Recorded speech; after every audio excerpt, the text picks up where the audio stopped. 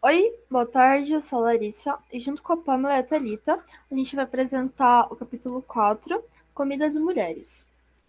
Cru e cozido.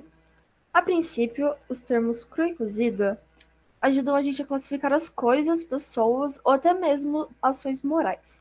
Num plano mais filosófico, universal, a gente sabe que o cru se liga a um estado de selvageria e o cozido se relaciona como a cultura e a ideologia de um povo.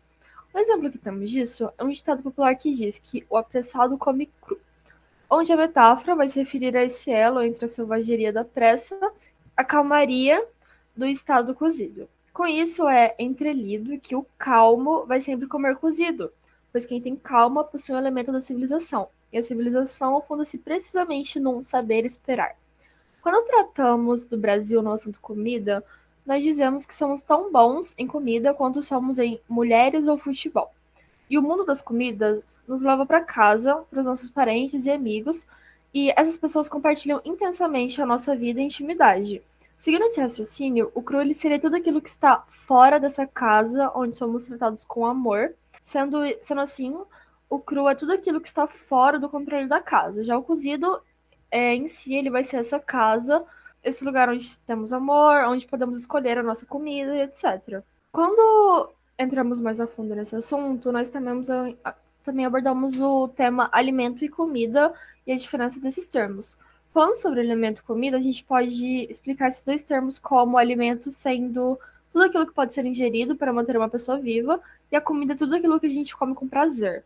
Para idealizar melhor essa diferença, a gente pode dizer que, por exemplo, o leite materno para os seres humanos, ele é o alimento, mas para os bebês, para os recém-nascidos, ele é a comida. O osso vai ser a comida do cachorro, o milho da galinha. E quando tratamos no cenário nacional, por exemplo, a muqueca é a comida capixaba, o churrasco é a comida gaúcha, ou a acarajé é a comida baiana.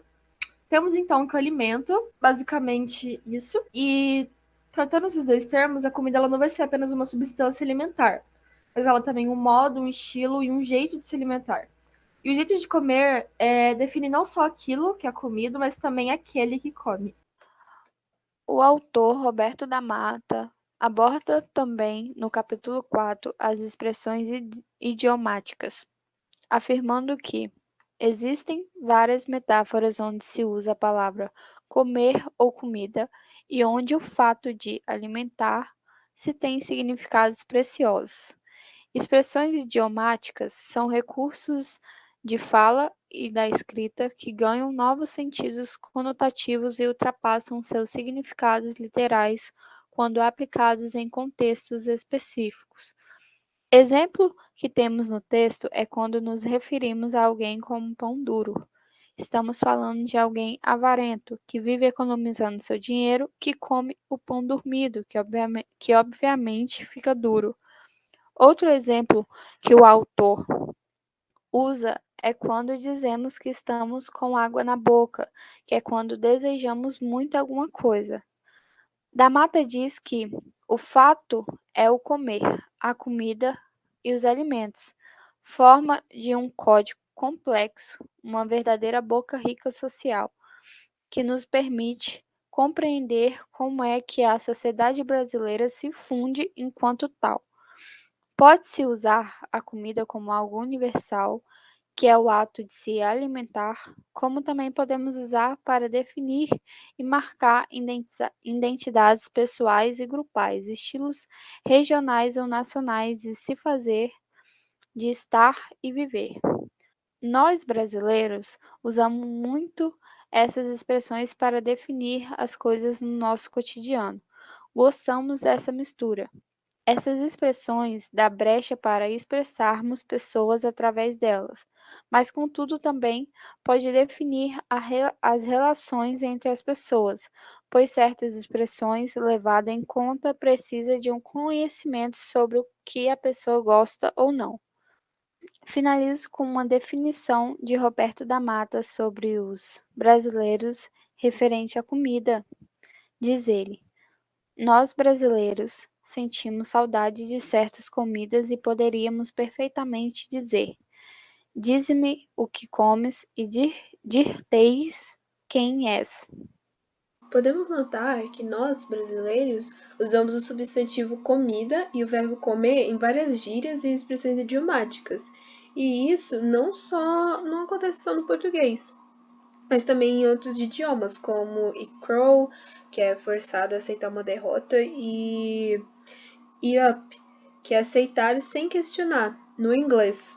Porém, esses dois termos, comida e comer, possuem uma diferença na língua portuguesa, porque muitas vezes eles denotam associações e significados de cunho sexual, o que muitos estrangeiros ficam intrigados, porque não é tão comum assim para eles, e nem deveria ser para nós. E as maiores vítimas dessa associação é o público feminino, que é atingido por diversas falas machistas, falas de rotulação. E quem nunca ouviu uma dessas frases, seja na internet ou pessoalmente, por meio de amigos, conhecidos ou até mesmo de desconhecidos na rua? E muitas delas são dissipadas tanto em formas de brincadeiras, em formas de piadas, que nós sabemos que não são piadas.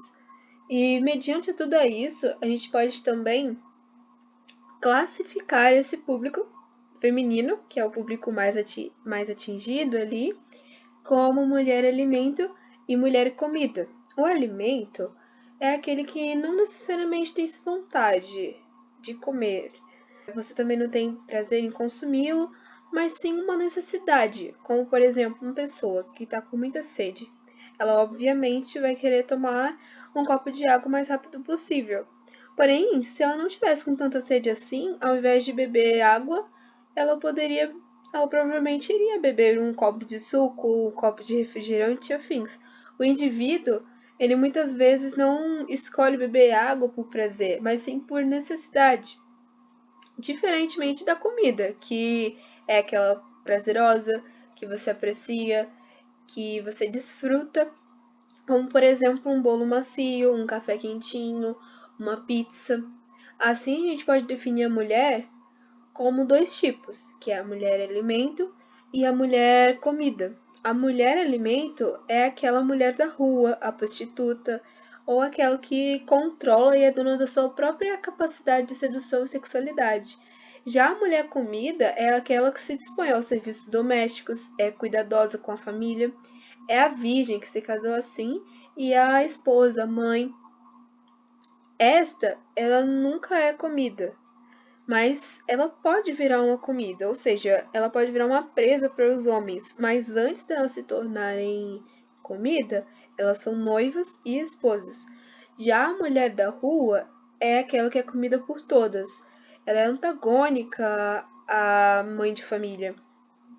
Dessas, os homens eles devem fugir. Só que sem elas o mundo seria insosso, feito uma comida sem sal. Então, elas são comidas fáceis, indigestas, porém elas são deliciosas na sua ingestão escondida, como diz o da mata. Só que, porém, isso deve ser eventualmente, pois se for ao longo do tempo, a longo prazo, ela vai perder a capacidade. Os homens vão perder a capacidade de se deleitar nessas mulheres, e aí elas vão servir da função delas, que é ser apenas um alimento. Com tudo isso, nós podemos observar que fica nítido que essas associações que a gente faz de comida com a sexualidade, de tal modo que nós podemos representar o ato sexual utilizando palavras como comer ou descrever o que foi comido. E uma observação é que nós não devemos esquecer que isso serve tanto para homens quanto para mulheres. O papel ele é invertido, mas ele sempre haverá um ser que come e o outro que é comido. Como eu já falei, geralmente o ser que come é o homem e a mulher que é a comida. Mas, bem, vamos voltar a isso mais para frente. Antes, nós podemos perceber o quanto a nossa visão sobre o ato sexual é distorcida. Nós não enxergamos como um encontro de opostos iguais, ou seja, homem e a mulher, que são seres individuais, são indivíduos donos de si mesmo, mas sim como um que está ali tentando ter a posse do outro, sabe? E bem, esse desejo quando ele é incontrolável, podemos usar como uma semelhança a gula. Ele pode levar o comedor a se tornar uma comida, porém, como diz da Mata, no trecho do livro dele, mas pode-se afirmar sem correr o risco de exagero que mesmo hoje, nesta era da transformação e de mudanças rápidas, o homem é o englobador do mundo da rua, do mercado, do trabalho, da política, das leis, ao passo que a mulher engloba o mundo da casa, da família, das regras, dos costumes relativos à mesa e à hospitalidade. Assim, a gente percebe que há funções determinadas para cada ser.